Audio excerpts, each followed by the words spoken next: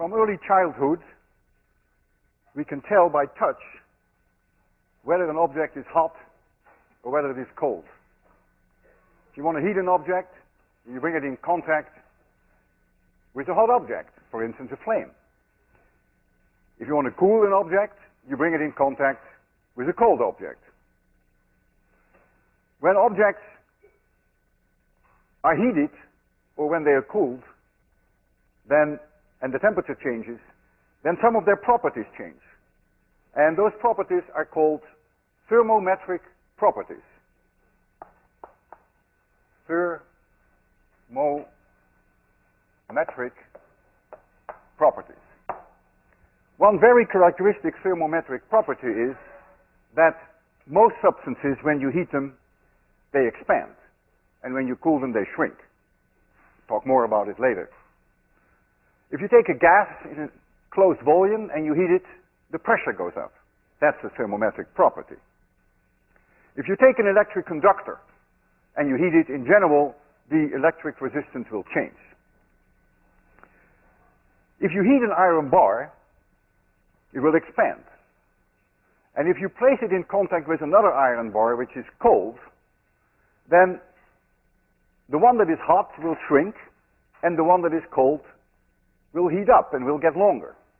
And this process will go on up to the point that the hot one will not get shorter and that the cold one will not get longer anymore. And that is when the two objects, as we say, are in thermal equilibrium with each other, and that is when the temperature of the two objects are the same. And so you can define a temperature scale by looking at the length of an object. For instance, here is a bar, some material. I clamp it in here. It has length L. And I increase the temperature by an amount delta T, and it gets longer by a certain amount delta L. I could put the whole thing in melting ice.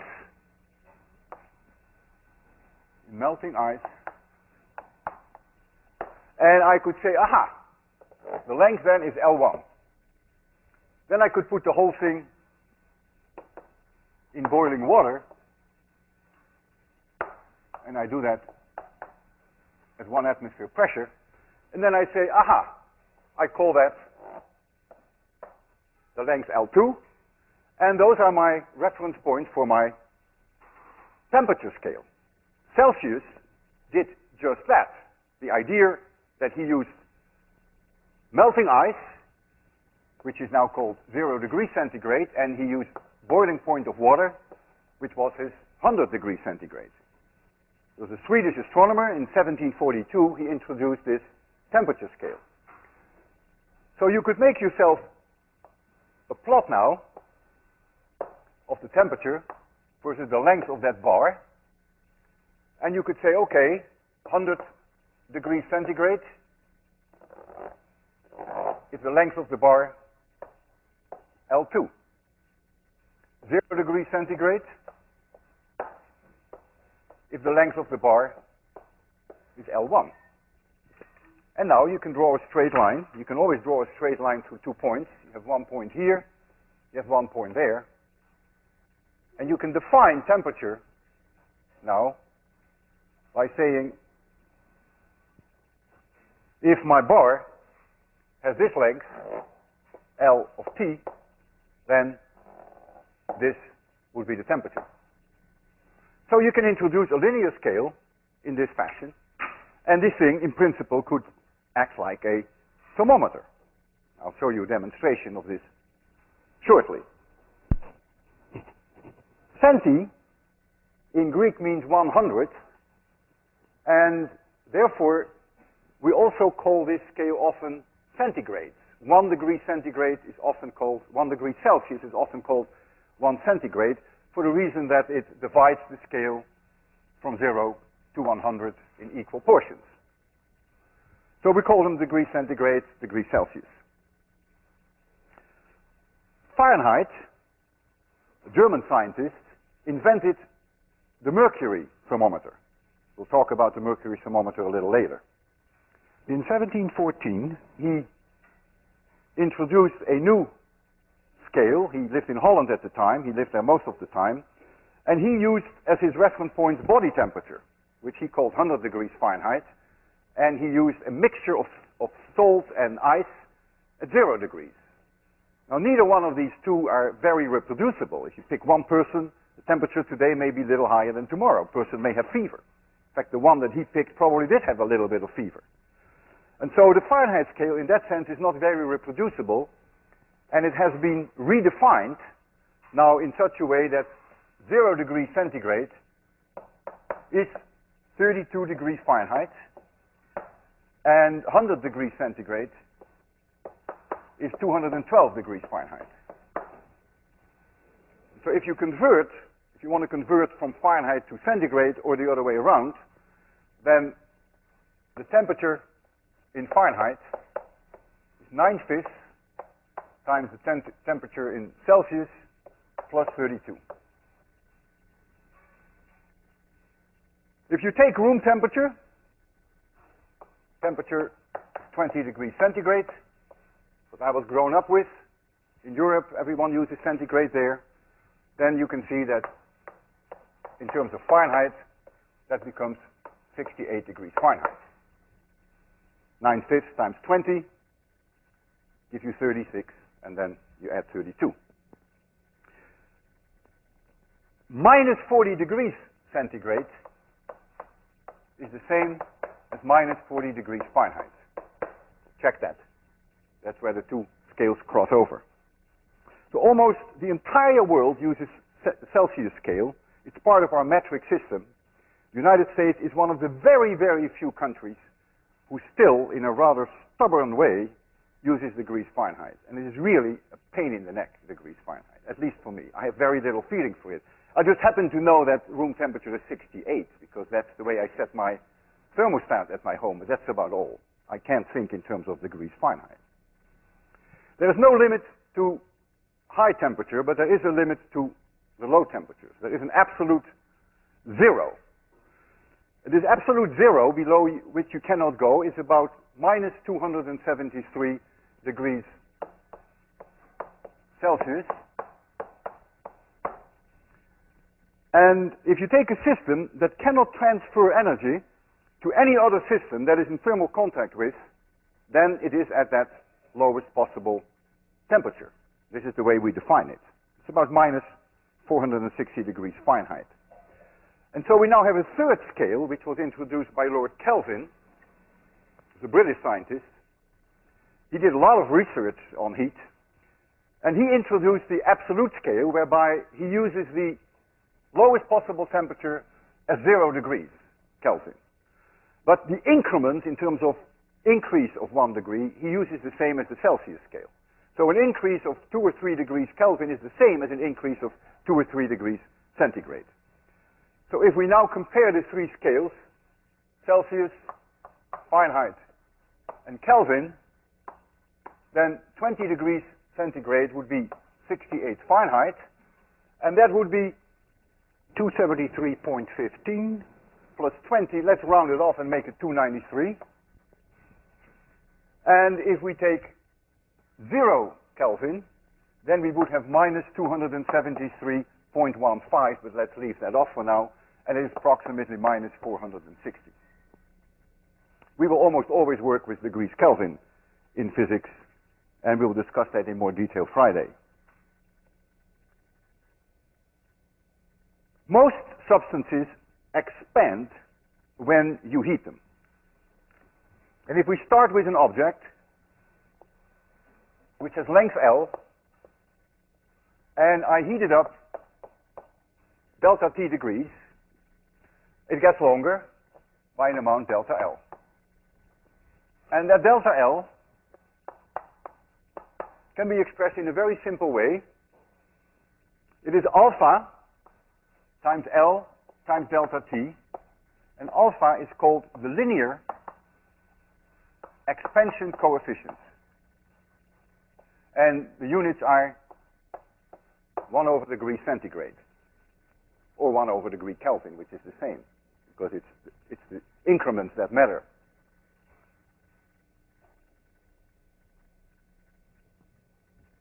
The various values for alpha differ a great deal. I'll give you some values for alpha. I'll give you copper. I'll give you brass. I'll give you pyrex. I'll give you invar. And I'll give you steel, and they are in units of 10 to the minus 6 per degree centigrade. And we will use some of them today. Brass is about 19.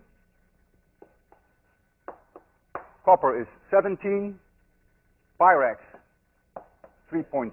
Invar 0.9. And steel is roughly 12, but there are many different kinds of steel. Invar was a great invention. Notice it has a very low expansion coefficient, which was very important in the 19th century, even today, to make instruments very precise, like clocks. Clocks are affected by the expansion of the gears.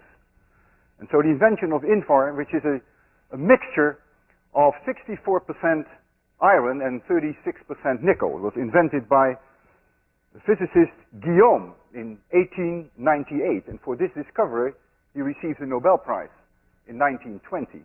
Tells you something how important it was to get an alloy that has a very low expansion coefficient. If we use these numbers, let us look at the expansion of, for instance, a railroad.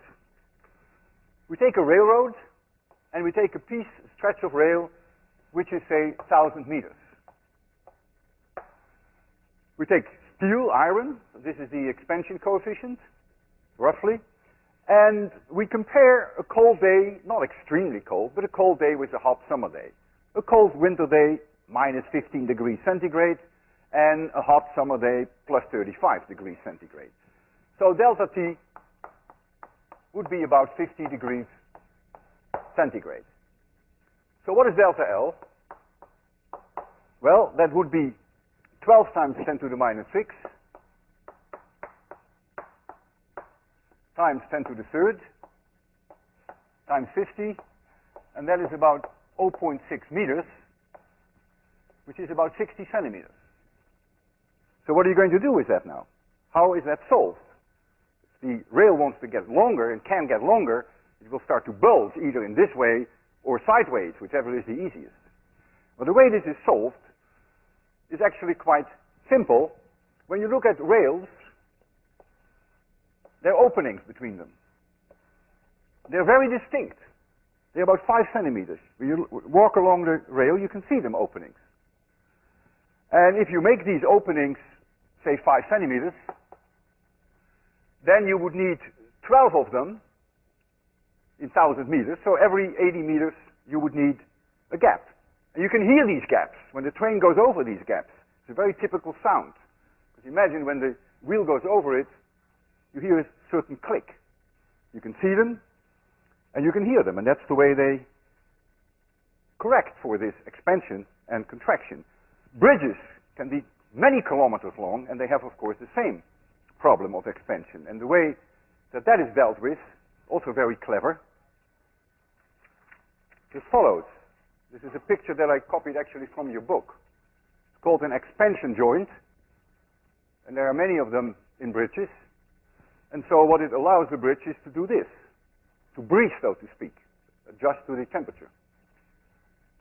There is a bizarre picture whereby the claim is made that this railroad became so warped because of an extremely hot day. I trust it, although it's hard to believe that it could be so bad. It must have been extraordinarily hot. As I mentioned, if a rail cannot expand, then all it can do is either bulge in this way or this way, whichever way is easiest for it. And apparently here, the easiest way is to go sideways. So you see a remarkable destruction, actually, due to an unexpected high temperature.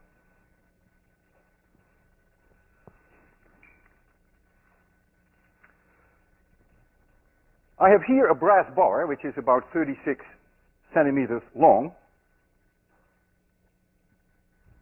And I'm going to heat that brass bar.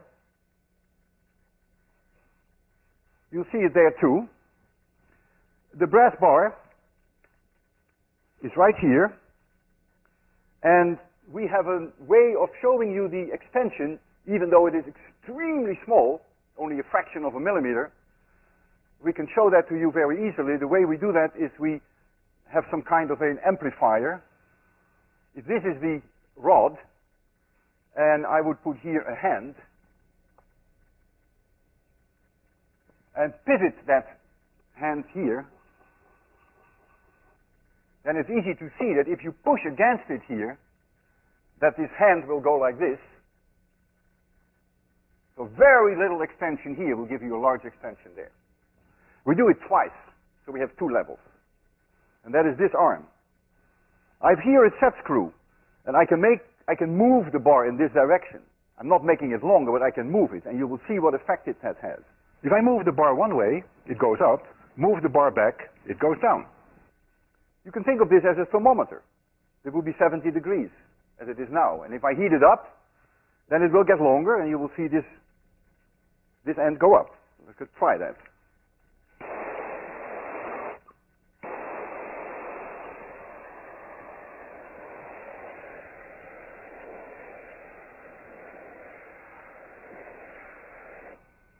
There it goes. Doesn't take very much.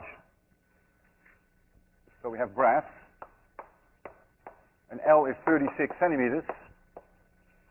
Delta L would be about 1 millimeter for a temperature increase of only 150 degrees centigrade, which of course is trivial for us with that blowtorch. Still hot. I could cool it. I could force it to cool it, and then I could even go below this point. This was our 70 degrees, remember? It was the room temperature. I can cool it with some liquid and see whether I can get it down quickly and even past this point, which would indicate that it is shorter than it was when the lecture started.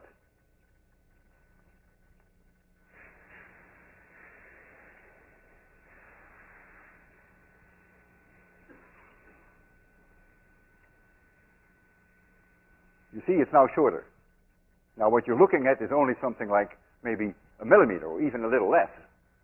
But we amplify it and we show that in a quite convincing way then.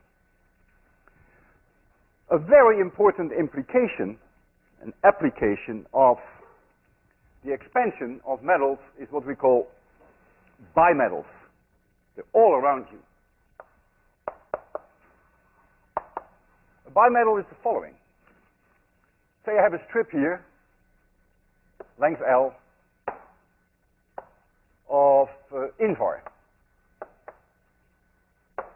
And I have another strip here, which is attached to it, so that they cannot slip relative to each other, and let this be copper. And suppose I make, just as a working example, I make the thickness of each one of them 2 millimeters. And I'm going to heat it. I'm going to heat it, increase in temperature delta T.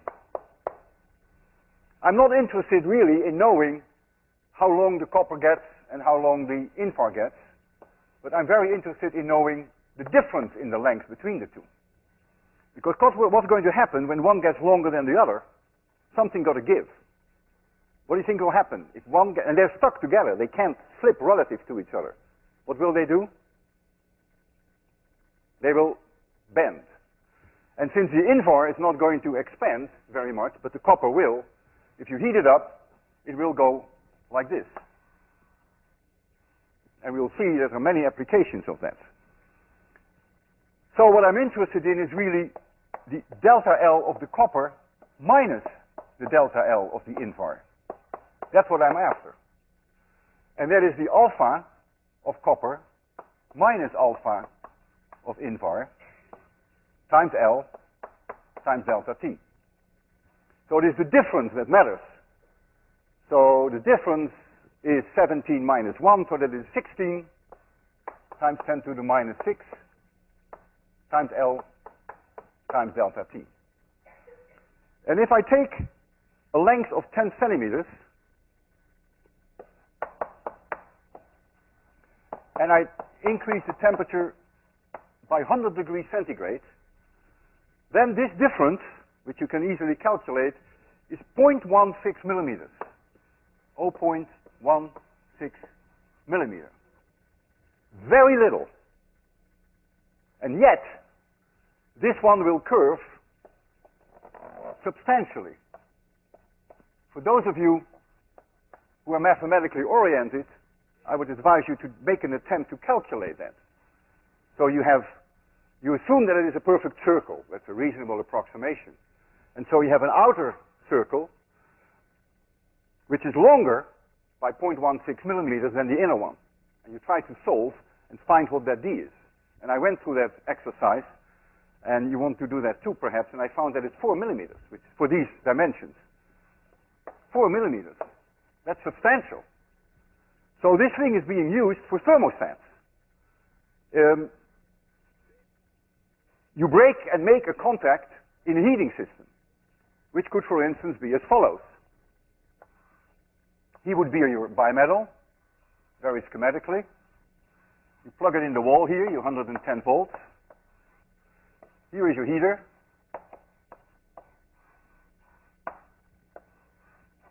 And you let it sit like that. And when it's cold, this is down, not curled, and the heater works. And when the room temperature goes up, this starts to curl, it breaks, and that's a thermostat. That is a basic idea behind the thermostat. And you have them in your cars, you have them at home, your central heating system, air conditioner, and your heaters. They're all over the place. They're also being used for safety devices. If you have a gas hot water heater, in the pilot light, in the flame of the pilot light, is a bimetal. And when that bimetal is hot, your gas valve is open. But when that bimetal gets cold, it shuts off the gas valve, which is a safety device. In fact, in Europe, all gas stoves are protected that way by law. Strangely enough, not in the United States, which is very surprising. If I open my gas valve at home of my stove, the gas will just come out. Just like that. There's no prevention of that happening. In Europe, that's not possible. There's always a pilot light somewhere with a bimetal that senses that there is a flame nearby to ignite the gas. And if that flame is out, the gas valve will be closed. So bimetals can also be used very effectively for safety devices. I have here a bimetal. One side we believe is aluminum, and the other side we believe is iron. And when I heat that, you will see that it starts to bend.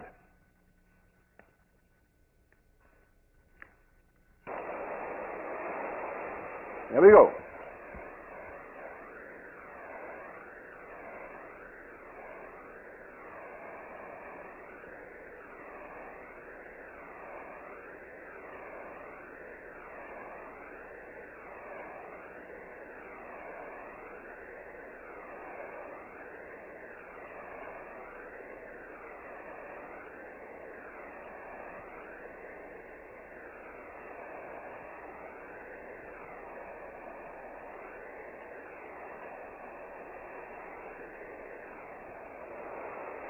You get the idea. You could use it as a thermometer. Very crude one, but it is the idea of a thermometer, of course.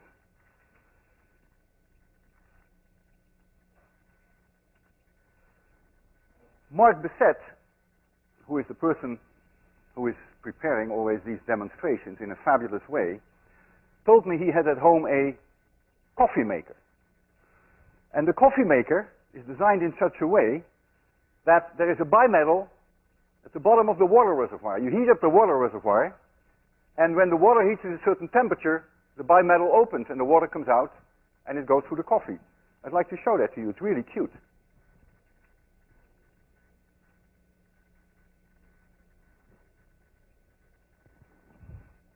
Here is that coffee machine. It's not working anymore. It's a very old one. But I want to show you at least that bimetal. This is that bimetal strip. Water goes in here, you heat it, and when it's hot enough, the bimetal lifts up, and you can see there is a hole there. This is the hole. And the water comes out, and when the bimetal is closed, then it closes off that hole. So it's an amazing, simple idea. The criterion for letting the water go through the coffee is simply when the water reaches that temperature, close to boiling, and you have your bimetal control it. So bimetals, in many ways, control matters. Thermostats, in this case, they act like a valve. Bimetals can be used as thermometers. In fact, the one that you see right here is driven exclusively by a bimetal. If you look in the back of this thermometer, and I will show that to you shortly because I broke one open for you, then it looks like this. There's a coil. This end of the coil is attached to the plastic casing.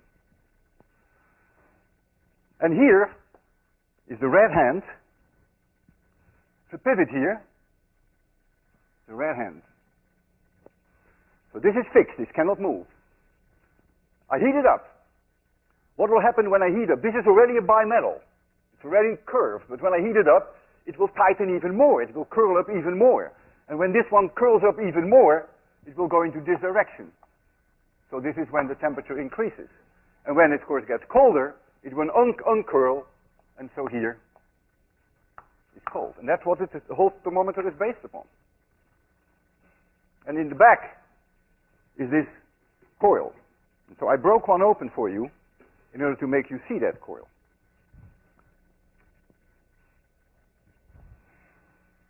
So I have that here.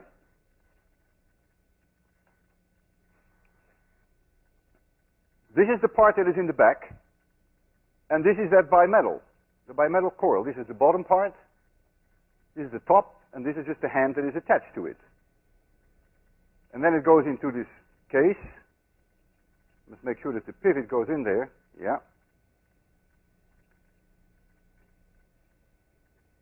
If I increase the temperature, try to see that you see the coil tightens up. See that the coil gets tighter. And when I make the temperature go down artificially now by uncurling the coil, you go into this direction. Now what we can do is we can actually heat it up. We have to set the temperature as whatever we think it is now. It's about 70 degrees in the room. Is that what it is? Oh, that's close enough. This is Fahrenheit. Oh, what a terrible scale. Yeah, by the way, you also see some civilized scale there. You see centigrades in addition to the Fahrenheit. So it's close enough. It's a little bit over 70. And I can now make sure that this is stuck to the case. I can heat it.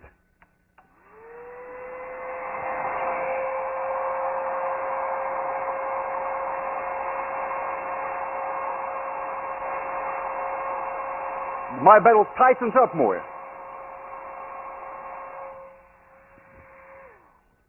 So when I heat it, the bimetal tightens up more, and when I blow air over it, I can actually make it cool a little faster than it will otherwise.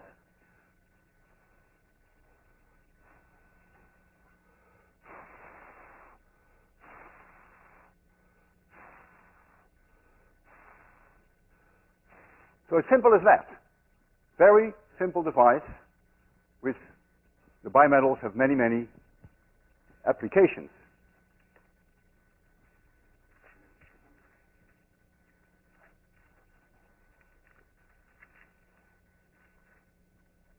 Your thermostats in your dormitories of your heating systems and also perhaps of the air conditioning systems almost all have a coil like this in there. It's an extremely ingenious device.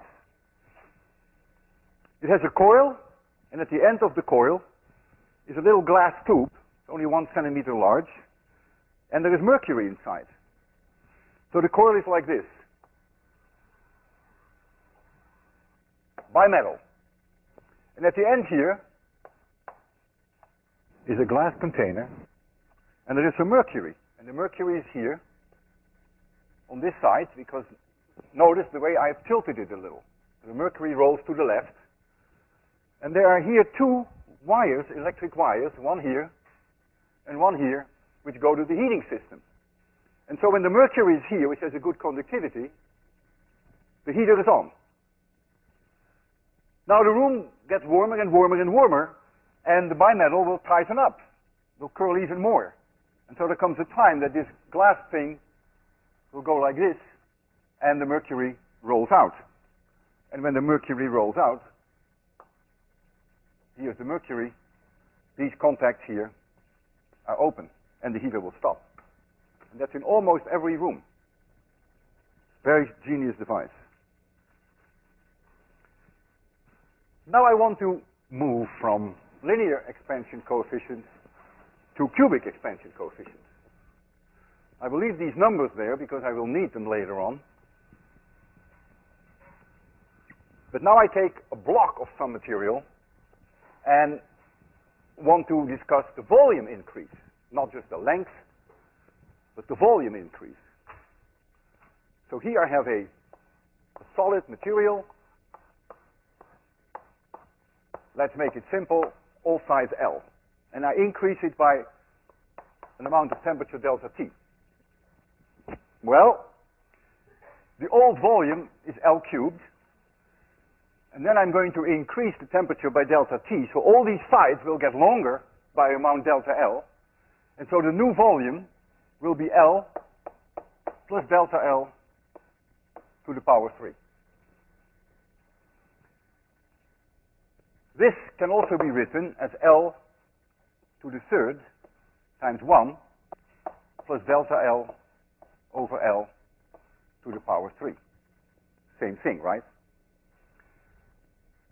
Now perhaps you remember, or at least you should remember, that 1 plus x to the power n, in case that x is much, much smaller than 1, is approximately 1 plus nx.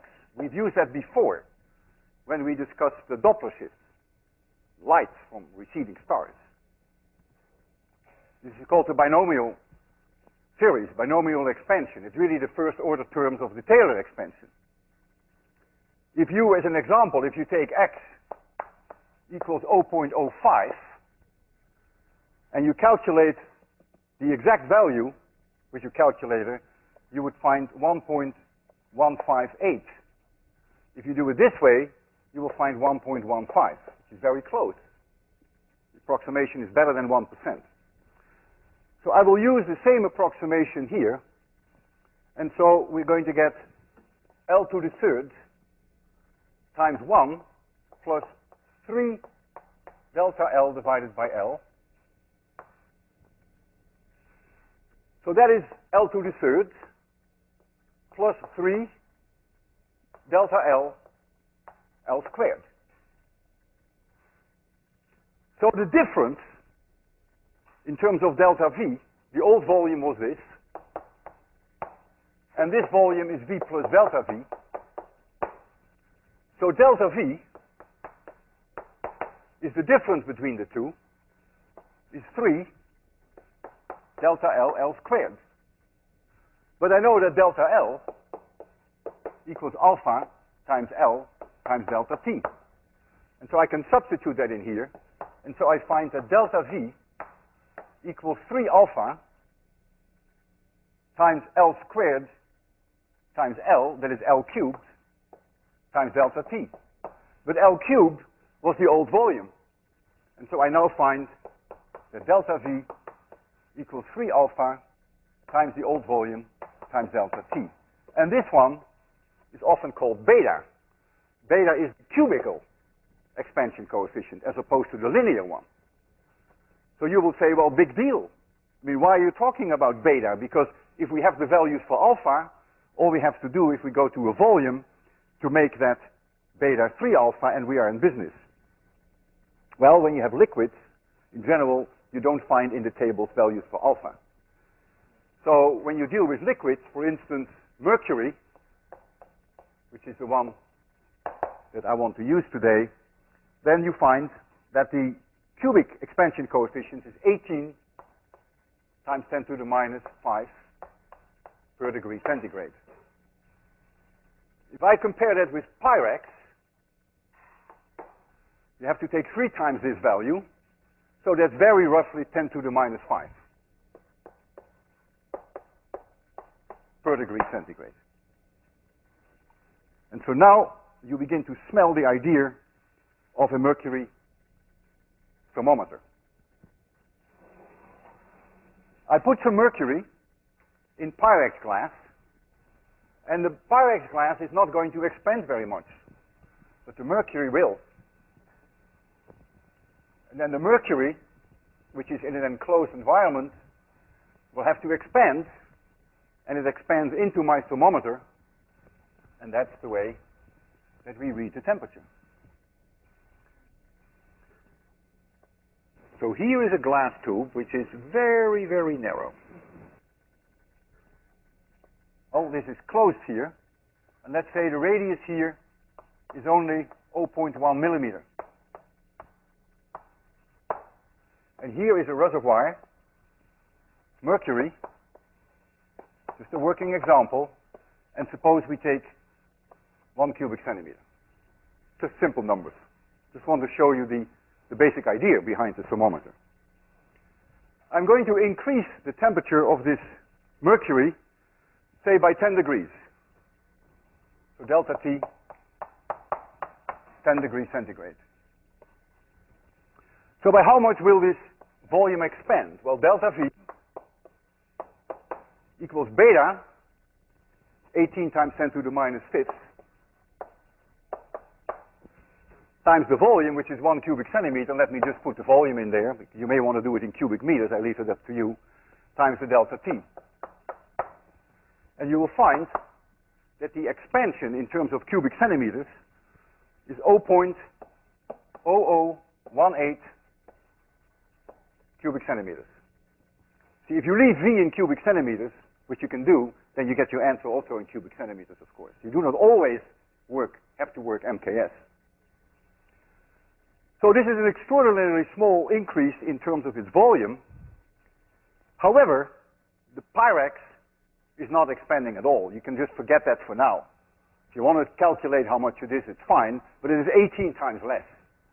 So the fact that its vessel gets a little larger, of course, is important, but I will just ignore that for now. And so I will just assume that all this mercury will be driven up here.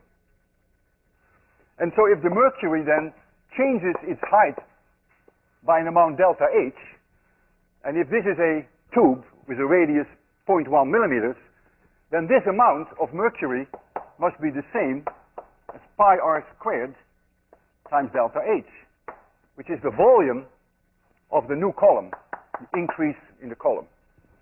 And so you take your 0.1 millimeters, and you'll find that delta H, for this example that I chose, is 5.7 centimeters. That's huge. That's very easy to see. For 10 degrees increase in temperature, you get 5.7 centimeters. So for 1 degree centigrade, you would get 6 millimeters. It's very easy to see. And so that's the idea behind a mercury thermometer. I have a mercury thermometer here, but they're very hard to read. But I have one here. It's a medical one. It says oral, not to be confused. And I can stick it in my mouth and measure my temperature using this scale. It's easier for me to show you one that I have in my office, which also works on liquids. This one.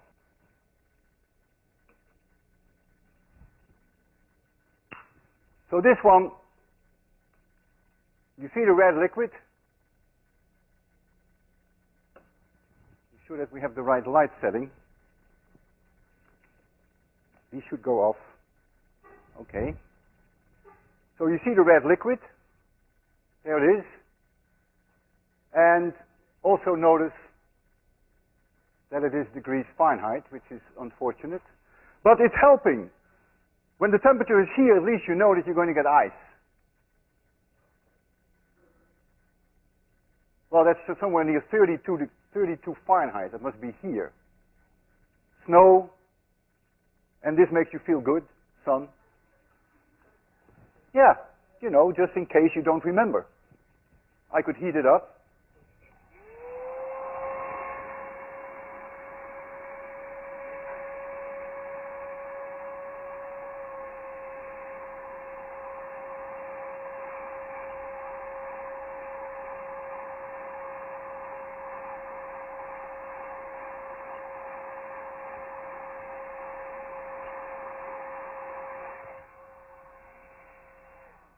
You always should be careful when you heat it up that you don't go too far, because the top of the thermometer is closed.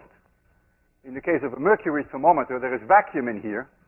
And so when I was a kid, I loved to do this, to take the medical thermometer of my parents and heat it up with a hairdryer, and then it would just burst through it. It would just break the glass, because the expansion is huge, the force, and it would just pop off. And I put it back and say nothing.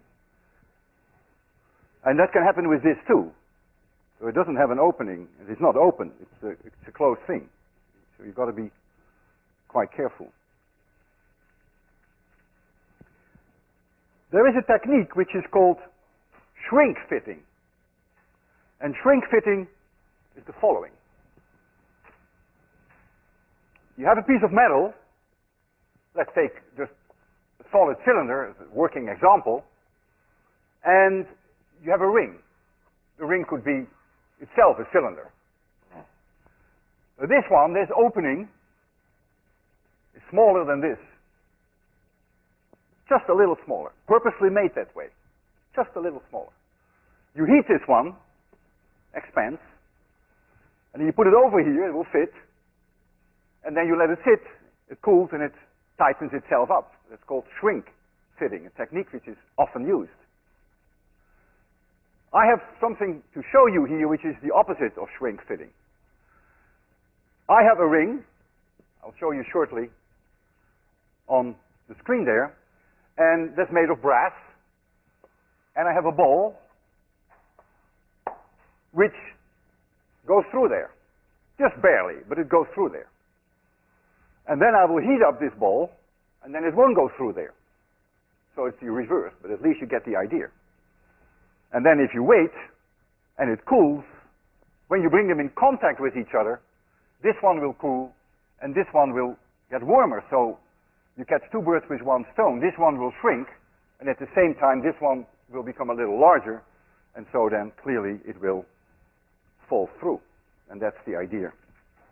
And let's try that. Get the best lighting that we can under the circumstances, and we'll change to... Is that it? Yeah, this is the ring. And here is that brass ball. Goes through there quite easily. So I'll put it horizontal now. And then I will start heating up this ball.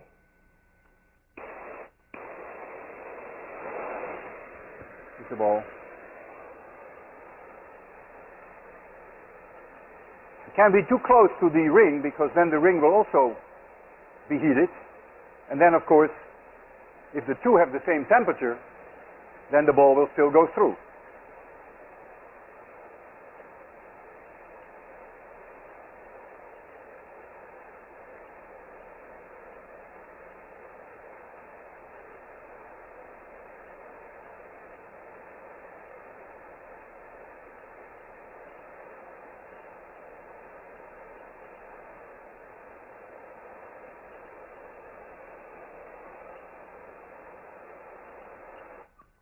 Let's see.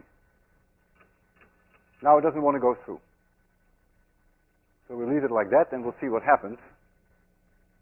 So the ring will now expand a little, because it gets hotter, and the ball will shrink a little because it gets colder, and it shouldn't take too long for the ball to be able to get through. If I heat them both with the torch, then of course they will always be able to go through each other.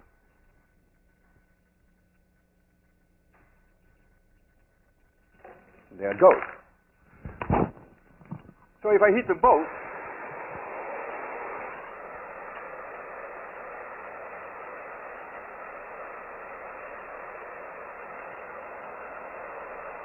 So they both expand. Since it's both brass, there is no differential expansion like with bimetals. And no matter what you do, it will always be able to go through. It's only when I heat the ball and not the ring that you get the effect that it won't get through. It may actually get through now, still get through. Yeah. What I've left out of my discussions with you is water. Why have I not mentioned to you what is the expansion coefficient, the cubical expansion coefficient of water? Water is so important in our lives. Well, there is a reason why I left it out, because there's something very special with water. If you take 20 degrees centigrade water and you cool it, it shrinks. Normal behavior. Beta has a positive value. But when you reach 4 degrees centigrade and you go all the way down to 0, then it doesn't shrink, it expands. So in that range, from 0 degrees centigrade to 4 degrees centigrade, water has a negative value for beta. When you heat it, it shrinks, and when you cool it, it expands. And that makes water extremely unusual.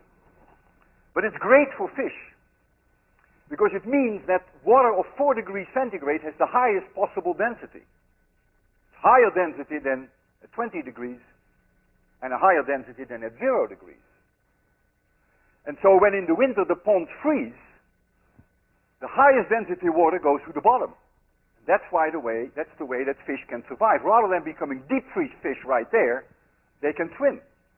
So most of the pond in the winter, the bottom layers, are 4 degrees centigrade, which is safely from the freezing point. Now when you melt a solid and it becomes liquid, in almost all cases the liquid expands, sort of natural. And so the solids sink in the liquids. If you take crystals, they sink in their own liquid, but not water. Water and ice are very anomalous.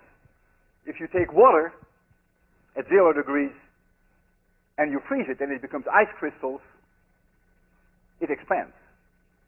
And the expansion is enormous, because the density of ice is 8% lower than the density of water. The density of ice is 0.92 grams per cubic centimeter, and water per definition is 1. This is why pipes can burst in the winter when they freeze. The pipes freeze, people have water pipes near the outside walls, they cool, they freeze, the pipes burst because the ice expands.